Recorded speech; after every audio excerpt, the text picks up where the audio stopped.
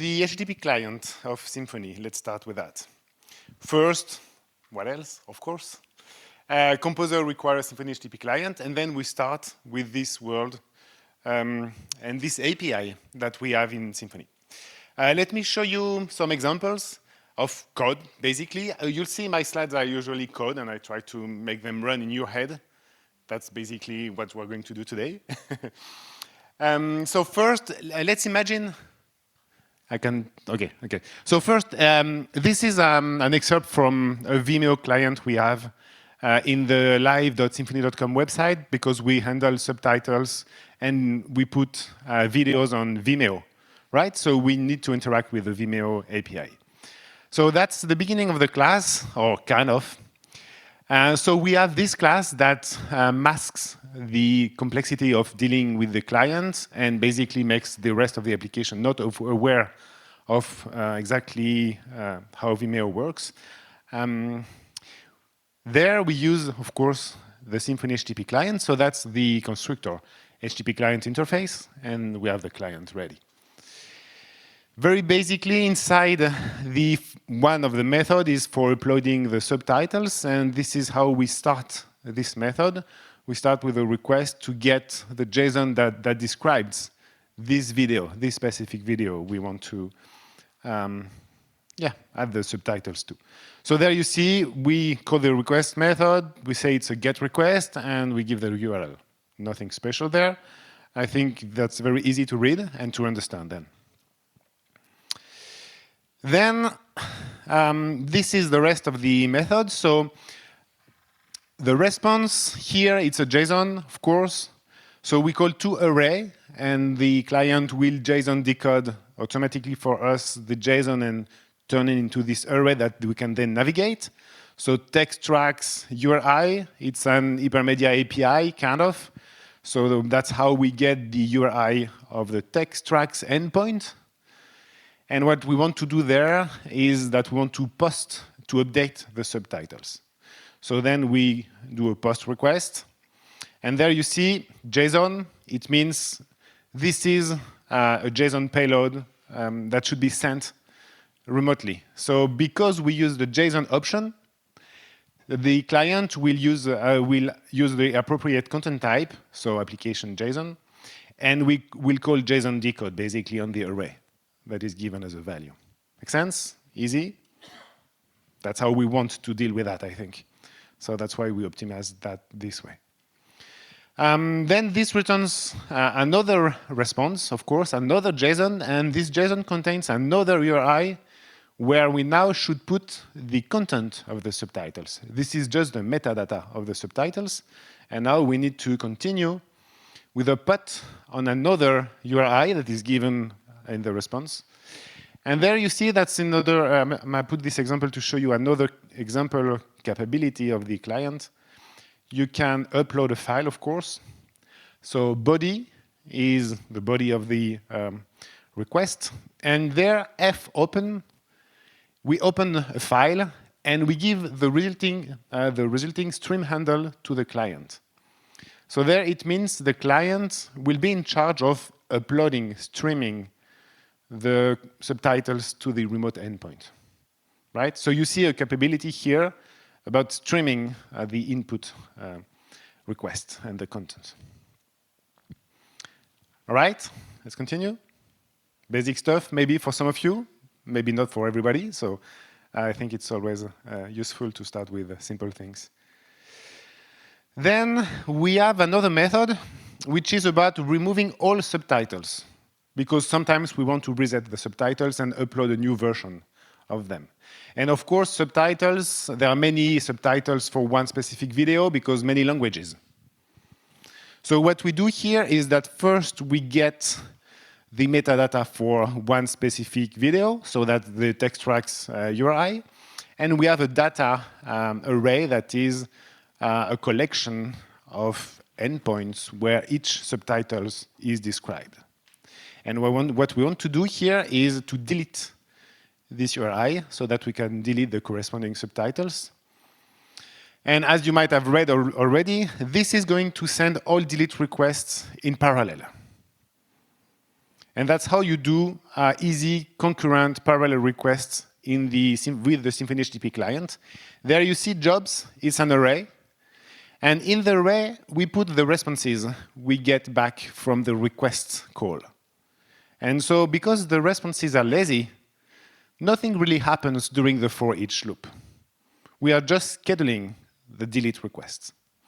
And at the end of the method, PHP is going to free all variables because we have variables in the local scope.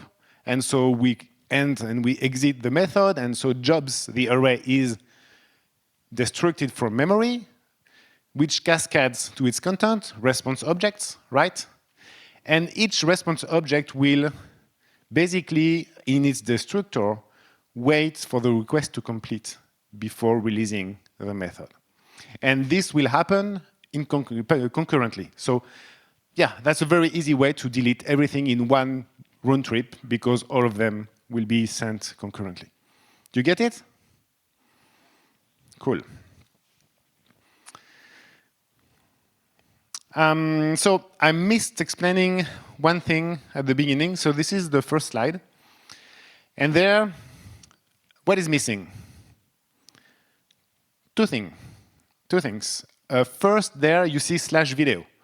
So this is a relative URL. Where is the endpoint? The client is expected to be configured with some base URI so that then, of course, we can resolve this URI. And the second thing is authentication. Of course, I need a token to talk to Vimeo, right? So my code is like that. There is nothing else that I coded in this client. This works. But of course, to make it work, I need to configure a bit the thing. So because we are in the context of a Symfony application, we have configuration. And this is how you can configure the Vimeo client with everything that it needs. So there you see we configure a scoped client, which is called Vimeo. And because the name Vimeo matches the name of the constructor argument, then Symfony will know how to wire them together. And we give the base URI, so the API Vimeo endpoint. We give a token, a bearer token, which is an environment variable in my example. And we also add the accept header that Vimeo documents as required. We must send this accept header so that then Vimeo knows that we are dealing with their response and they are going to accept our request. Thanks to that. Okay? So in this way, my code is completely coupled from those concerns, and that's fine because I can now more easily test the previous class without caring about that, and in my test, I don't care about the actual endpoint, neither do I care about authentication. Just to make the link with previous talks or maybe blog posts you've read on the Symfony dependency injection topic, this is another way to put the same configuration right into the code. So this is an attribute. It's new. In Symfony 7.1, I think we introduced that, so it's a few months old. So you can also describe and tell Symfony how to create the client object with this attribute. There we see, okay, maybe this is not something that you might know in your head. It's not very common to use that. It's very new. And I would like to have an auto-wire HTTP client attribute that makes this simpler.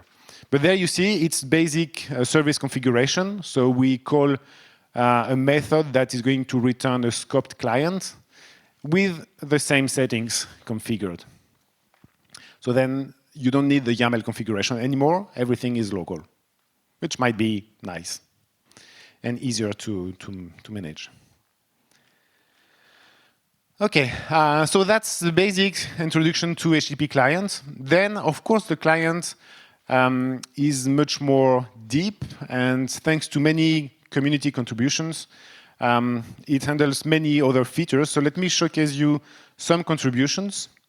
So this is a screenshot or, an excerpt from a pull request that came, or an issue actually, a few days ago.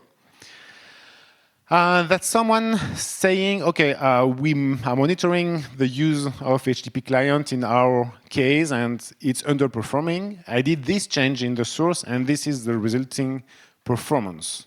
So before, we have the number of open connections between the application and vanished servers. So the use case of this application is to purge vanished servers. So the application talks to vanish to purge old pages, right? And what happens is that they have about 2K open connections most of the time before the patch, and almost 0 after the patch. Why that? They figure out that curl, by default, is keeping a cache of at maximum 4 open connections so that they can be reused between requests. And they have more than 5 vanished servers. So because of that, this cache is underperforming. It's not used.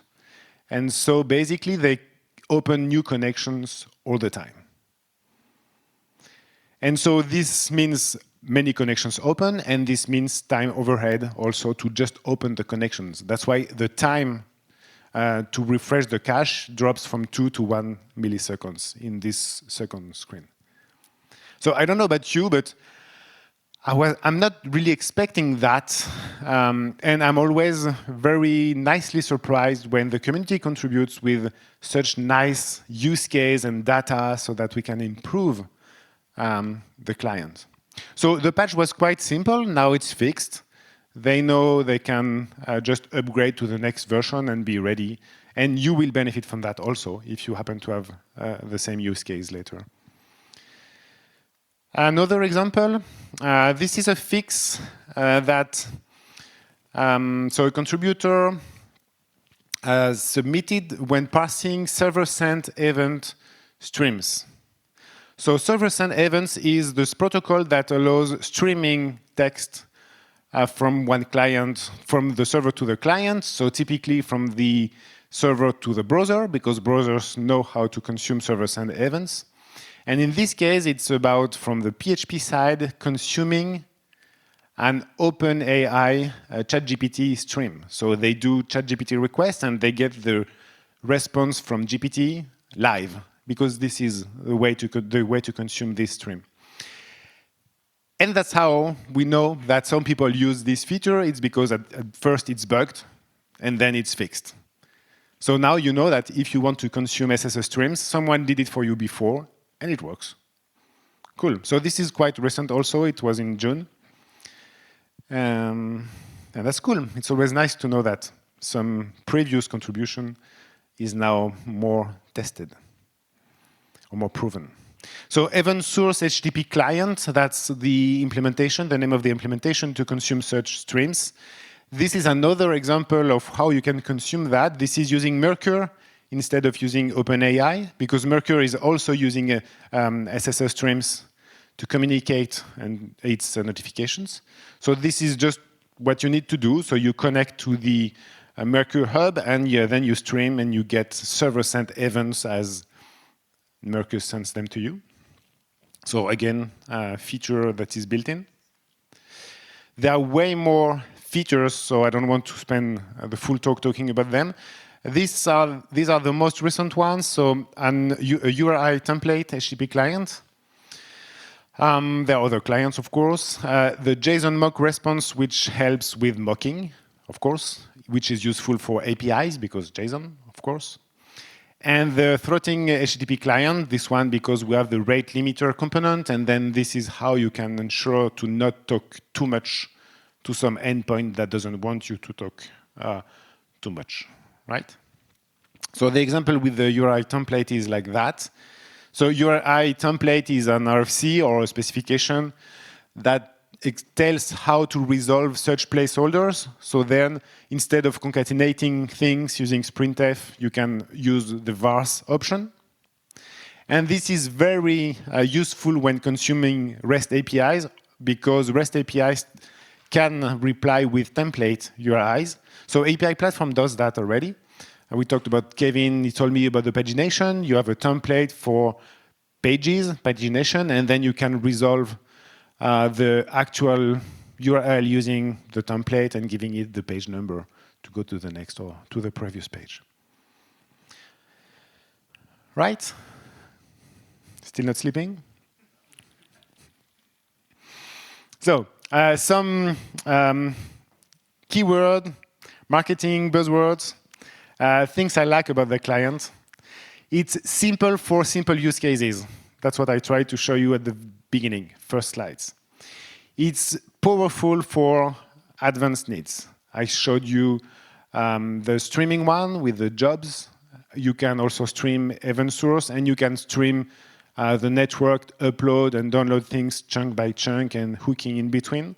So it can be very advanced. It's fail-safe. When there is an error on the network side, a 404, a 500, a network cut, a connection cut, you will get an exception all the time. You cannot mess up unless you decided to disable those protections because you want to handle those errors on your own. But by default, it's safe. It will fail with an exception. It is secure because redirecting from one host to another is difficult. You need to not forward the credentials, for example, when redirecting. And this is buggy in curl and in PHP by default, so it's not as easy as saying it. TLS, version 1.2 minimum, you can decide with the HTTPS version you want to use, so it's secure by default. It's asynchronous, I told you about that. It is streaming because we can get the responses chunk by chunk. Battle tested, I showed you an example with some fixes. Instrumented, this is about the profiler and observability. So basically, you can hook into the request response process and get either logs or feedback in the network panel of the web debug toolbar so that you can know what happened while your application was executed. It is extensible. I showed you event source, URI template, a few others, and you can write your own, of course. It's abstract. That's because at the beginning, you remember HTTP client interface. So then behind the interface, we have at least 3 transport implementation based one on the curl extension, another one on fopen, so native PHP streams. And the third one is built on top of the AMPHP project, which provides fancy implementation, userland of HTTP2, etc. So it's for other use cases. And you don't care about the implementation when you consume a client. You don't care. You just code against the interfaces. All the options are described also in the abstraction. So you don't need to know about the curl OPT underscore, etc. Constants that you might have encountered while dealing with these clients. And lastly, it is interoperable. So I'm going to show you what this means in the next part. All right? Good for you? Thank you. So, interoperability. That's a difficult word to pronounce live. So that's for PHP SDKs, mostly, because this need for interop is useful when you're a library author and you want, for example, in your company, you have an API and you want to make it easier to consume this API for PHP folks. So abstractions are the way or one door to interoperability, of course. So at the beginning, in the PHP world, we used to have, and we still have, HTTP plug. Who knows about HTTP plug? Okay, some of you. So this describes 2 interfaces. One is named HTTP client, send request. It takes a request interface object as argument. I didn't put it on the slide. And it returns a response object. The second one is HTTP async client, send async request. It takes a request as argument, and it returns a promise. which is a way, maybe in JavaScript you've already dealt with that, to get a promise of a future result. So it's a way to schedule many requests and then resolve the promise later on. So the abstraction works well. And it worked also as a prototype for the next abstraction that is now named PSR18. And that's why this one has been deprecated in favor of basically the same thing, but under a different vendor. So PSR-http client. This one contains this. Client interface, send request, request interface as argument, response interface as return value. Simple. Right? That's all you need to have a client. Send request, get the response, done.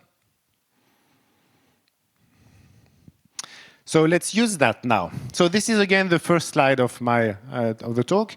Here we have the HTTP client interface from Symfony. So this is the code we use using this API.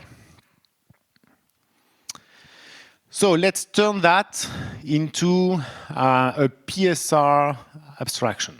Instead of the Symfony one, we use a PSR one. Why? Because it might be easier to provide various implementation of this abstraction independently from the Symfony vendor. The Symfony HTTP client interface, I don't expect many vendors to implement it. The PSR18, I know that Guzzle is implementing it. I know that Buzz is implementing it. I know that Symfony HTTP client also implements that. So there are many vendors implementing this interface, which can be a feature of the abstraction. So this is the promise. You code against the abstraction, and you require an abstraction. You cannot require a concrete implementation, right? So you would require this special package which Composer will handle for you, which is called PSR HTTP client implementation, which means I need an implementation. I don't care about the implementation. I need an implementation. And the SDK authors, that's the promise of the PSR 18 and the work of the PSR and the FIG. So then what you do is that you send a request object.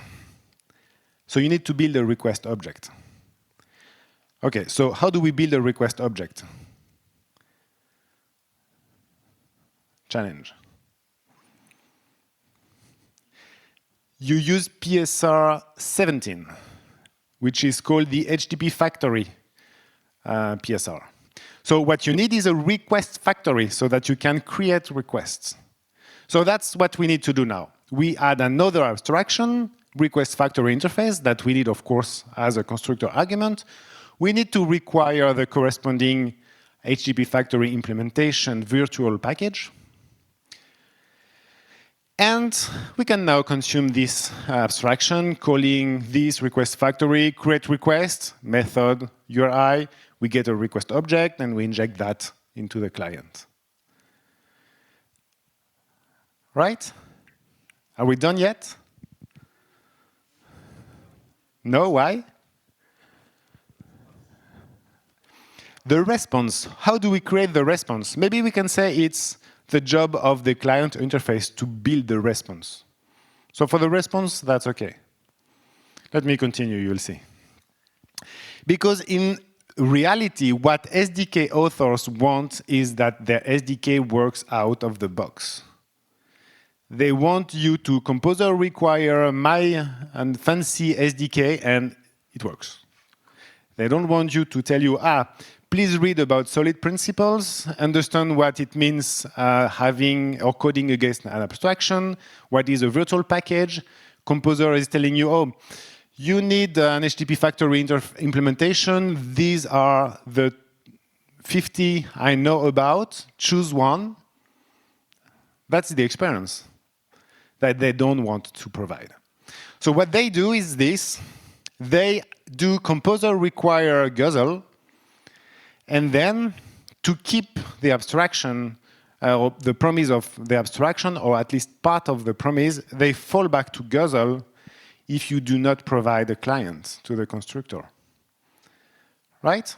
That's a way to resolve that. That's very pragmatic. And then for the request, we know we have Guzzle as a dependency because it's installed. We required it so that it can be available as a fallback. So then we know that we can directly instantiate the request object. It's always there. It's part of Guzzle. So we don't need the factory anymore. How do you feel about that? So to me, it feels like the promise is broken. The fig, the PSR, they start with something that is an argument or promise, and it just breaks. It doesn't work. There is something that is missing. So I try to work on that, and I'm going to tell you how I managed to, or provide a solution to that. So the problem is real. Like this is the number of packages that depend on Guzzle. You see, 30,000 packages depend on Guzzle as a required dependency, not required dev. That's a lot. That's too much. So the first one is the AWS SDK. They don't code against the abstraction, right? So the promise is not working. I don't know if you know, but Guzzle has been created by folks at AWS for the AWS SDK. So of course there is history there. And okay, that's fine. Laravel. Laravel uses Guzzle. This one is completely fine from a package principle point of view. Laravel is a framework. The job of a framework is to make decisions for you and to provide a consistent experience. So the second one, I'm really fine with it, their choice. AWS, I'm not. If I want to use the SDK, I don't want to be forced to use Guzzle. So this PSR world, what I call the PSR 7 trauma in my abstract, is that it has a PSRs, HTTP PSRs, they have a strong affinity with dependency hell. You start with one interface, you end up with 4 or 3 abstractions, and then you have to choose among many concrete implementation, and many of them are installed by SDKs that just install it as a fallback, just in case you don't use the abstraction yourself. And so in your vendor directory, you have packages sitting for nothing and polluting your app and your ADE auto-completion and et cetera, et cetera. So if there is a security issue, you are affected. So it's a mess. Basically, it's a real mess.